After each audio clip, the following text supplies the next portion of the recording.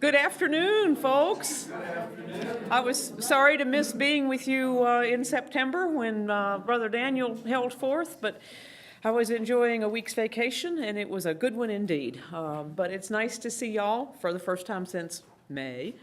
And today we are introducing a new Moravian Songbook. Does everyone have a copy that they can read off of? Because I'm going to ask you to take a look through it and sing and enjoy what's here this morning. First thing to say about this songbook is that it is not intended to replace the Moravian Book of Worship. It is additional songs. It's not a replacement hymnal.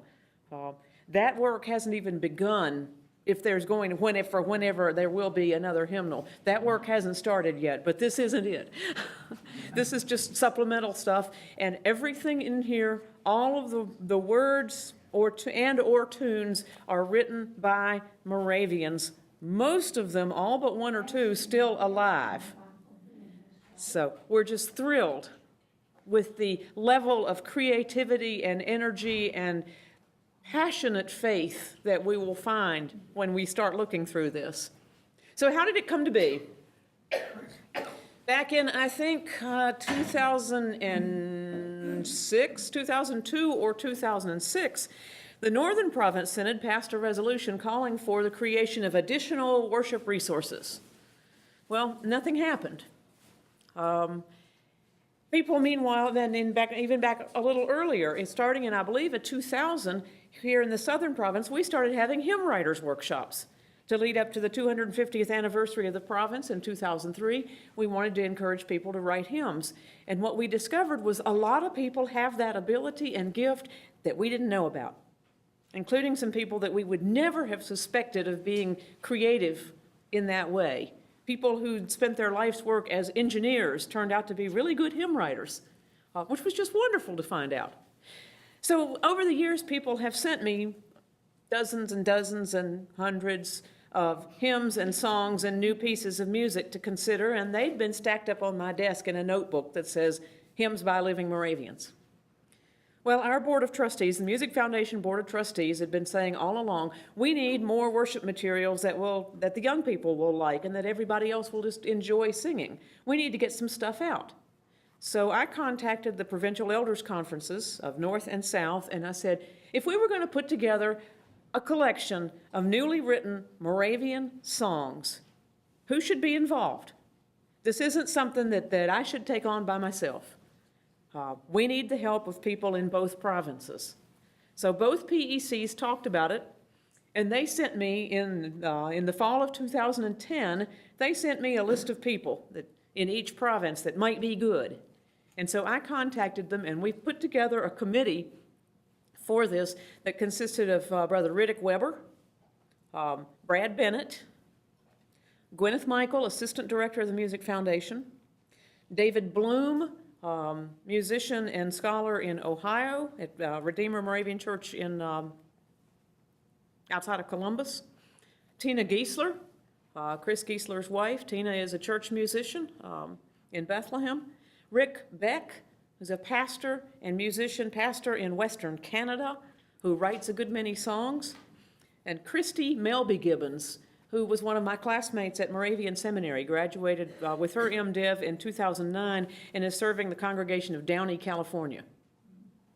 We had 2 face-to-face meetings, one in the fall of 2011 and one in the fall of 2012. We had 1 conference call and many, many, many, many, many emails. We did this on an extremely tight budget. The expenses other than printing were something like $2,000, other than print costs. We were extremely frugal. And the conference call, I must tell you, the conference call was one of the most amazing things I've ever done because we decided to begin our work together with worship. Have you ever been on a conference call with 8 people singing at the same time in 6 different locations? The phone lines don't know what to do. They keep cutting in and out. They don't know who to listen to. So We invited submissions from around both provinces. We put articles in the Moravian, in the Music Foundation newsletter, in the provincial newsletters, district newsletters, and all around, and invited submissions saying they would be due July 31st of 2012. Over 350 songs were submitted from everywhere, from lay people and clergy, people I knew wrote hymns, people I had no idea had written. About 18 of them came in a format I dreaded, which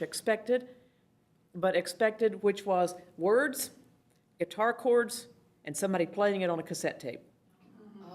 So there's where my knowledge of music theory and ear training kicked in. One of the songs in here in particular took 8 hours to get from the cassette tape to the paper. Because you play a measure or so and you write it down what you think it is, and then you play it and you go, no, that's not it. Dang it. What is it this time? So it took 8 hours, but the song is well worth it. Most of the submissions we got were extremely well done and good songs. So if we had 350 good songs, how come there's only 80 in the book? Because a lot of them were not suitable for congregational singing. An awful lot of the things people submitted will work beautifully as solos or as anthems. And so a project on my dream list for within the next year, year and a half, is to publish a collection of Moravian music for small choirs or unison choirs or solo singers. Because there's a lot of it there. Another joy about this is that as people have looked at this book and sung from it, they've realized, oh, you don't have to be dead to be a Moravian composer. Oh, I know that person, and she's got a song in here. Maybe I could. I never thought I could do it before, but look what's here. So I see it was great fun working with the committee on this and deciding, gosh, this is a great song. Gosh, this is a great song. It's just not going to work for a congregation. And there's a few in here that are going to take some learning, that are not going to come real easy to you. We completed our selections and narrowing things down about a year ago. Our committee met on something like the 3rd and 4th of October and completed our selections in Bethlehem. And then Gwen, Michael, and I began the frantic stage of back and forth typesetting and proofreading, where I would stick it in the computer, email it to her, she would scribble all over it, email it back to me, I'd correct, send back to her, and things would go back 2 and 3 and 4 times. Gwen, by the way, has 30 years experience in the music publishing industry. Her job was not to correct notes and rhythms, but to make it look like it ought to look like as a published piece of music. That is her particular expertise as an editor. The book was released the shipment was received in mid-June, and it was introduced at the Moravian Music Festival this summer. So that's its history. And our hope is that not only will this increase the repertoire of our Moravian congregations, but it will also encourage people to keep writing. In our Moravian history, this is something I've observed, a number of you have heard me say this before, there's a correlation in our history between times of prolific hymn writing and times of effective missions. Happened in the ancient unity when the church was expanding, happened in the 18th century. Think of all the mission work that began in the mid-18th century, and the hymn writing was extremely prolific, to the point that the 1778 German hymnal was shrunk down to only 1,750 hymns. And they were using them all. Yes. So and what I see now is a great deal of hymn writing and composition going on now. And if you pay attention to the work of the Board of World Mission and the Mission Society, there's a lot of activity in our mission these days, and I'm just ecstatic. I think the correlation is, if you have been out sharing the love of Christ with people, you can't help singing about it. And the more you sing about it and write your experience, the more encouraged and enlivened you are to go out and share it. So they build on each other. So let's take a look at the book.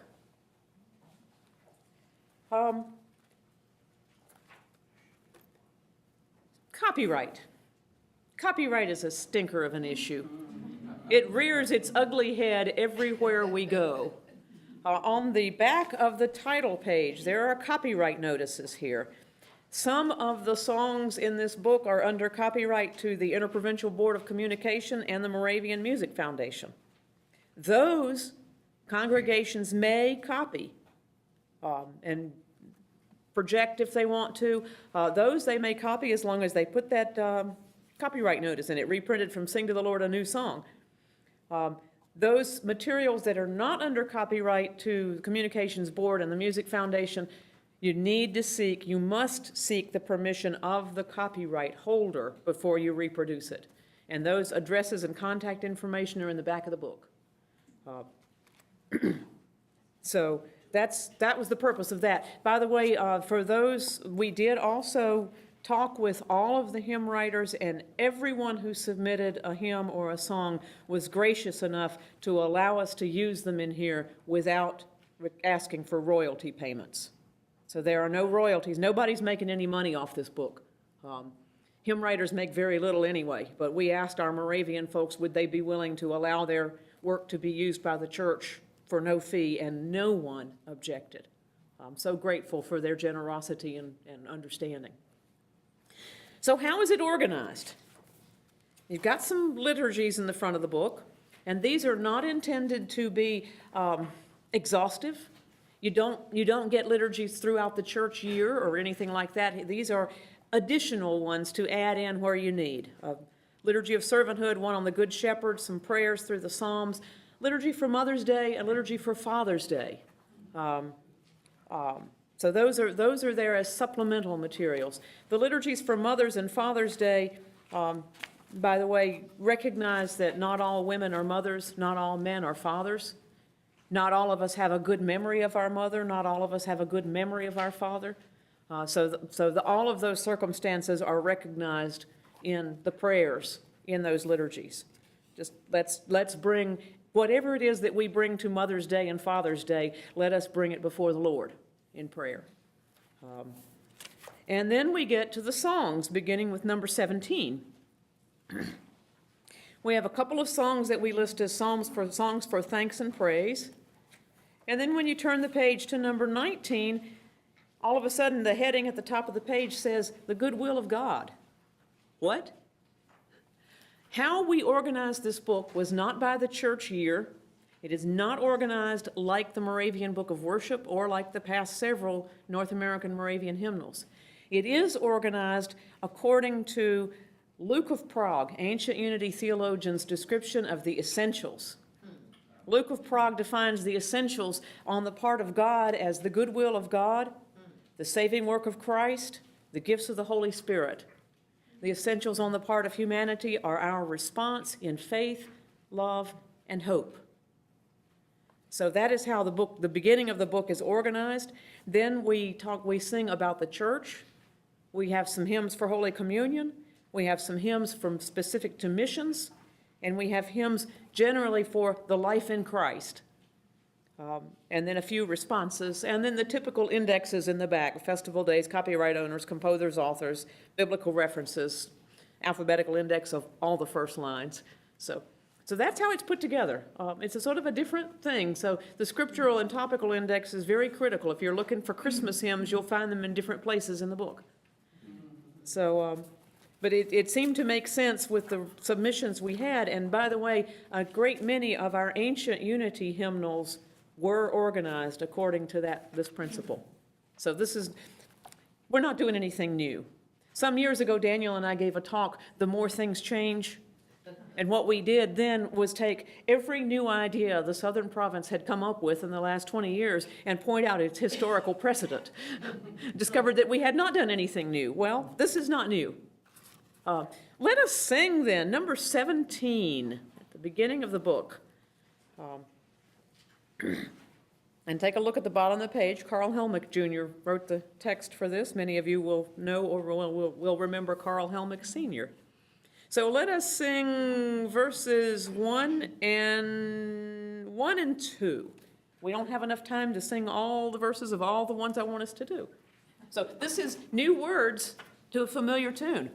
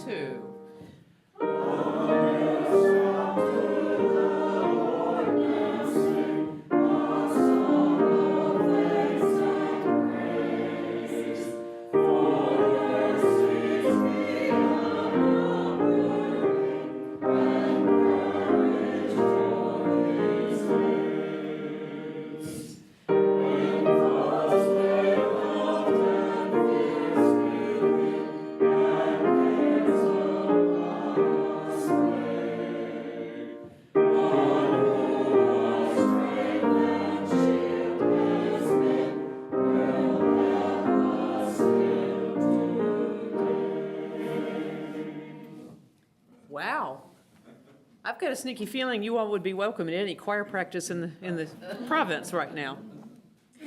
Look at number 34.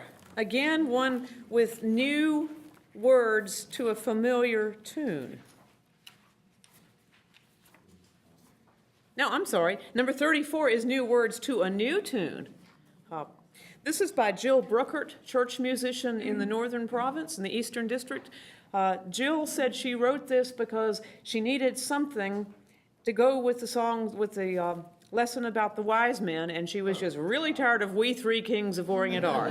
So this one, let me play all the way through it once, and I think we need to sing verses 1 and 3. 1 and 3, but let me play it all the way through.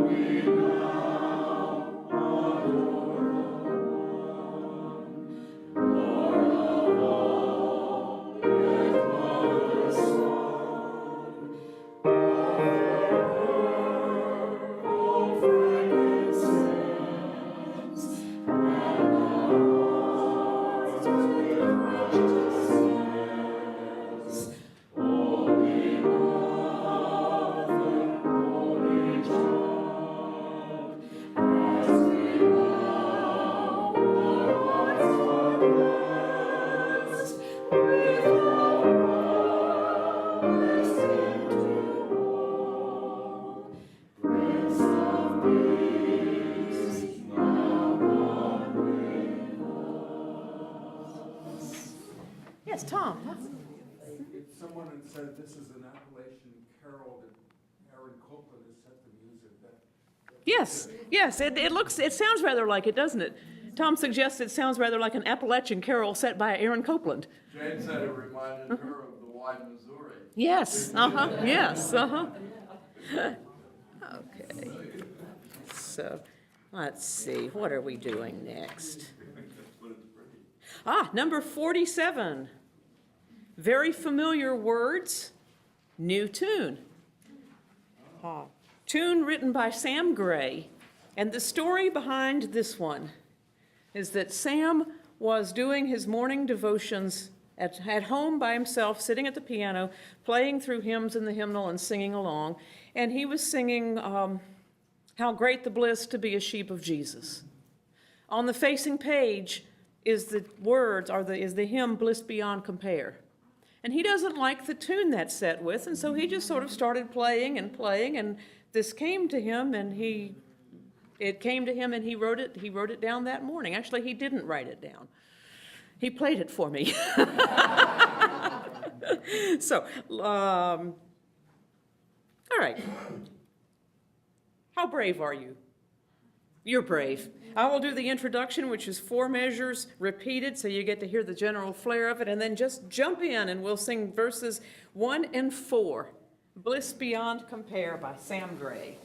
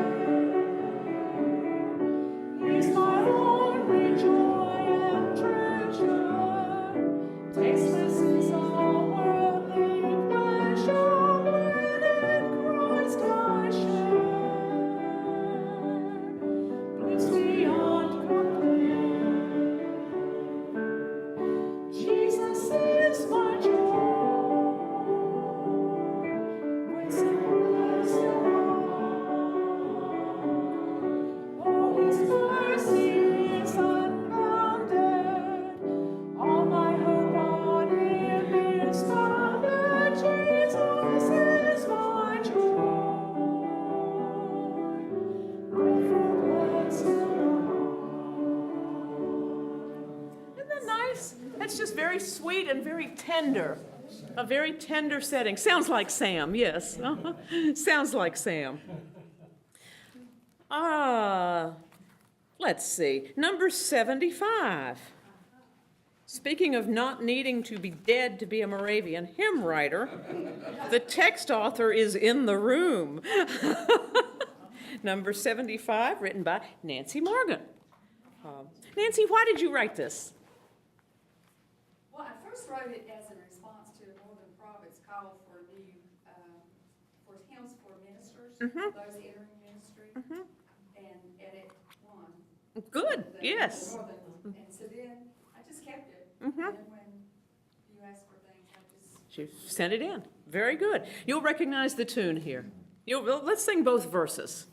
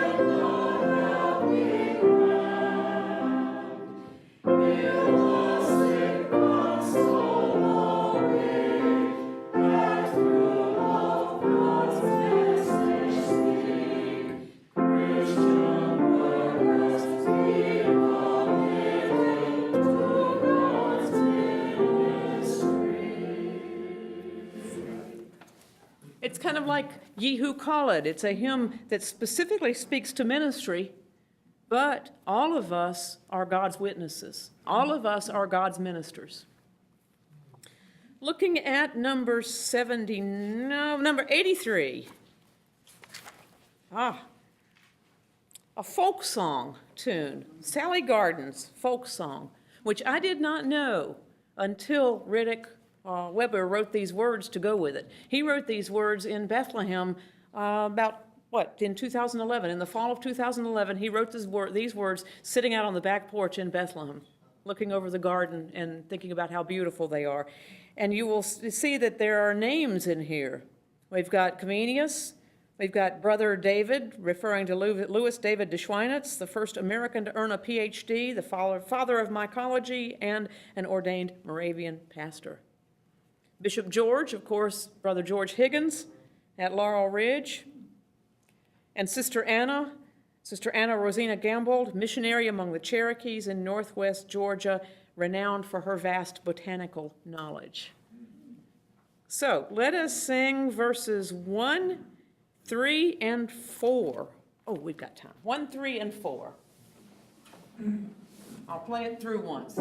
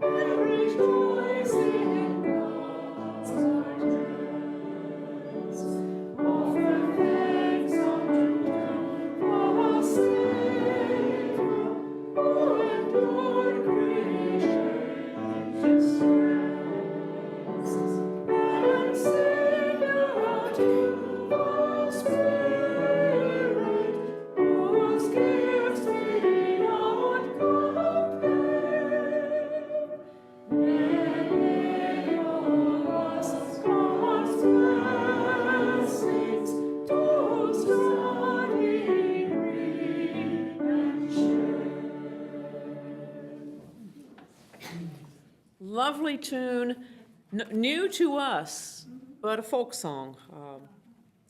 And let's see, who in this room has songs in the book? Nancy does, Susan does, Daniel does. I have a couple of tunes in here. Anybody else I'm looking past? Look at the composer-author index at the back of the book, and you'll see a lot of familiar Southern Province names. That's on page 143. A lot of names of folks you know. Brad Bennett from the South, Ruth Burkhall, Director of the Board of Cooperative Ministries, John Craver from Conoke Hills Moravian, Daniel, of course. Yeah, John Wrights, Lynette Delbridge, who was from Goldsboro, went to Salem and served in the South for a while. June Edwards is a member at Trinity Moravian. Hubert Fort is a member at Raleigh. Gil Frank at Home Church. Dirk French from New Beginnings. Bill Gramley, Lahoma Gray, Sam Gray, Steve Gray. There's just Nancy Sawtell from Freedland. Who else? Nancy Morgan, here we mentioned. Jim Newsom, Rick Sides. This is their I Search for You, Lord, the song that's been popular at camp since 1974. That's in here. Tom Stapleton served here for a good many years. E. Artis Weber and Riddick Weber. So a good number of names are familiar to you as people who are in this area. It will be interesting to see which of our songs in here take off and become absolutely new favorites. One I am sure is going to be a favorite with the young people is number 89. We will not try to sing that today because I can't play it very well and sing it. It's a hard one to learn. This is Steve Gray's new tune for Jesus Still Lead On. I will not try to play the whole thing, but just to give you the feel for it.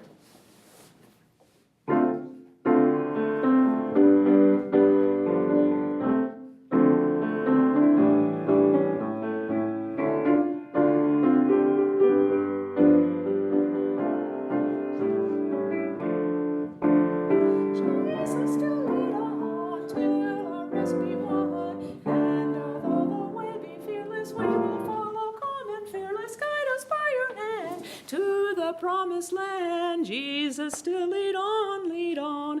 Very different, huh? Yeah. But won't the young people have a ball with that? Sounds like a spiritual. It's very energetic, very lively, and just tons of fun. Let us conclude our time together with number 96, which is a benediction by Brad Bennett. And we will sing both verses. You will find this very accessible. Before we sing this, though, let me mention that on Sunday afternoon, November 10th, there will be a workshop at the Kernersville Moravian Church at 3 o'clock in the afternoon, led by Chris and Tina Giesler. 2-hour workshop doing a great deal more than we're able to do here. So do come and invite your choir members, choir directors, pastors. Just come and sing with hopefully a huge crowd of people to learn more about this book. There are flyers over on the table. Please take one and pass it along. Also, these books are for sale for $10 a copy plus tax, and Ann will be happy to help you with that if you like. So, by the way, those of you who have not met her, this is Ann Griffin. She is working for us temporarily as Margaret Brady recovers from surgery. Margaret is doing fine and all is well, but we're just delighted to have Ann with us for this 6-week period. So, the benediction on page 96. Yes. Steve Gray's, the Jesus Still Lead On. Steve played it for me into my cassette recorder in my office down there. So that one took the longest. So. Okay, the benediction, Brad's benediction.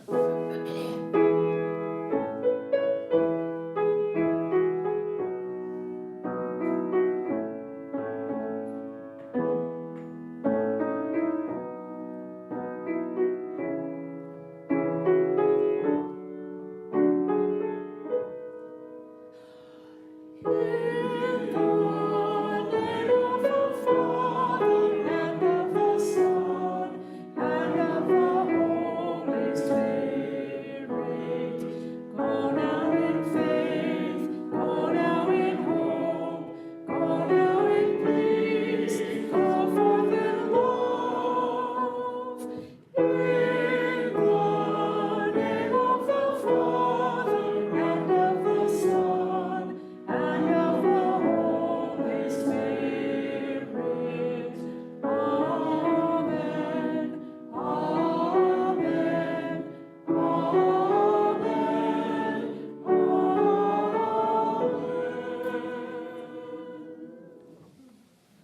in peace. Next month, Brother Daniel holds forth on Comenius the hymn writer. Second Thursday of November, same time, same station. Yes, Betsy? Where did the liturgies come from? Individuals submitted them, and the committee tweaked them and worked them and all of this, so. But there's no authorship? Nope, we do not, in general, we do not list the authorship of our liturgies, so. Okay, thank you all for being here. See you next month. Just seems so. We will.